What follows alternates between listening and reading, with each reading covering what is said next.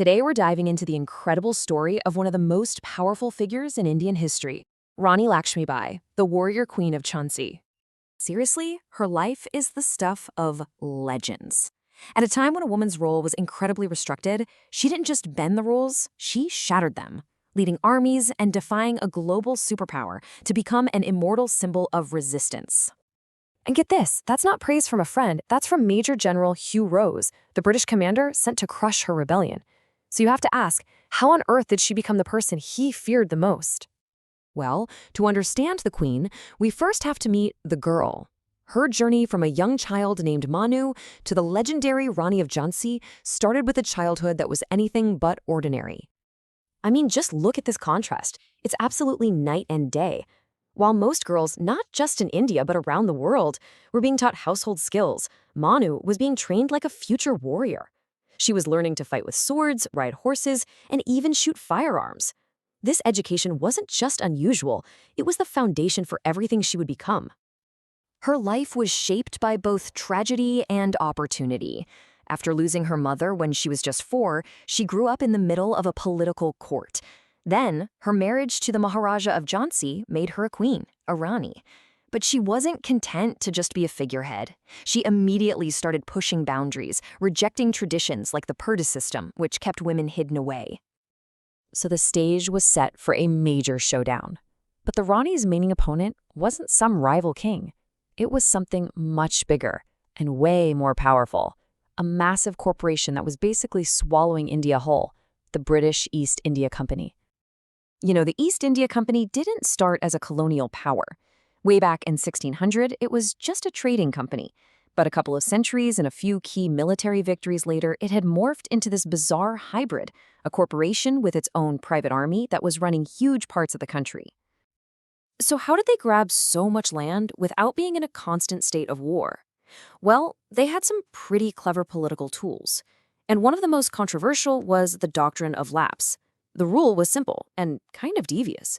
If an Indian ruler died without a direct, biological son to inherit the throne, the company just took their kingdom. It was conquest by paperwork. And this is where that policy hits Jhansi hard. The Rani and the Maharaja suffered a terrible tragedy when their baby son died. So they did what was a very common and accepted practice. They adopted an heir.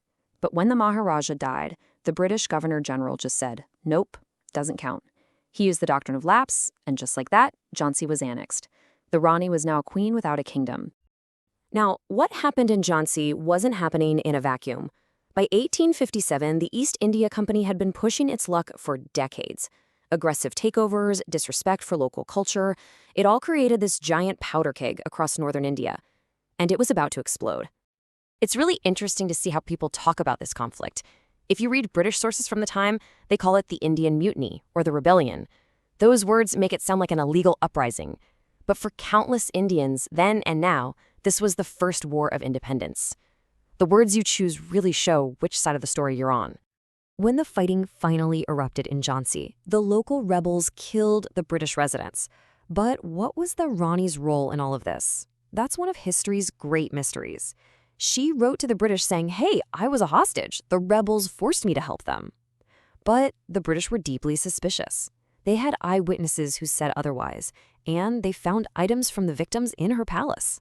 Honestly, we'll probably never know the whole truth. Whether she was involved or not, the British decided she was guilty. And that decision basically forced her hand. It was the moment she went from being a deposed queen trying to get her kingdom back to a full-blown military commander. The fight for Jhansi was on. So when the British army showed up at her gates and demanded she surrender, her response was epic. She basically said, we fight for independence. If we win, we enjoy the victory. If we die on the battlefield, we earn eternal glory. This wasn't just a fight for land anymore. For her, it was a sacred duty. The siege itself was absolutely brutal. Her forces held out for almost 2 weeks. A huge rebel army of 20,000 men tried to break the siege, but they were crushed. Even after the British finally broke through the walls, she was right there, leading the counterattack in person. But it was a losing battle. And facing defeat, she did something that would cement her legend forever. Picture this. The city is in flames. The battle is lost. What does she do? She straps her adopted son to her back, gets on her horse, and somehow escapes the fortress in the middle of the night. Some stories say she literally leaped her horse off the castle walls. We don't know if that part's true, but the image is just iconic. A queen, a mother, and a warrior, all in one, refusing to be taken.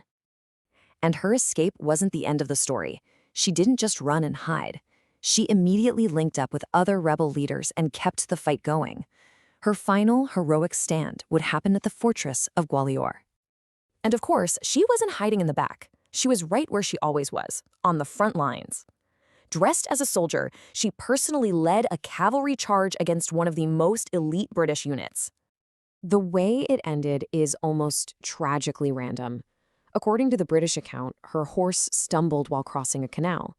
A British soldier, who had no idea who she was, he didn't know her rank, or even that she was a woman, caught her down. She fell, and her followers quickly carried her away to be cremated, so the British couldn't capture her body. But in death, Rani Lakshmibai became so much more powerful than she ever was in life. Her story stopped being just a historical event and became a founding myth for an entire nation's fight for freedom. The way people saw her is just worlds apart. To the British media, she was the Jezebel of India, a villain. But to Indians, she was a national hero, a martyr who died fighting for freedom. The one thing everyone seemed to agree on, though, was her courage. Even her enemy, Hugh Rose, had to admit she was brilliant, brave, and the most dangerous foe he ever faced. And her legacy today is just massive. She became a huge inspiration for the independence movement that came later. In the 1940s, the first all-female combat unit in the Indian National Army was named the Rani of Jhansi Regiment in her honor. Today, her name is everywhere in India, on streets, schools, and statues. She's a constant reminder of courage against impossible odds. Which really brings us to a final big question. How does the story of a queen from the 1800s still have such a powerful grip on a modern nation? Her legend continues to influence art, politics, and what it means to be a hero, proving that even in defeat, she won a victory that has lasted for generations. If you want to explore more stories like this one, be sure to check out our South Asia history playlist. Thanks for joining us, and don't forget to subscribe to Notebook Summaries for more.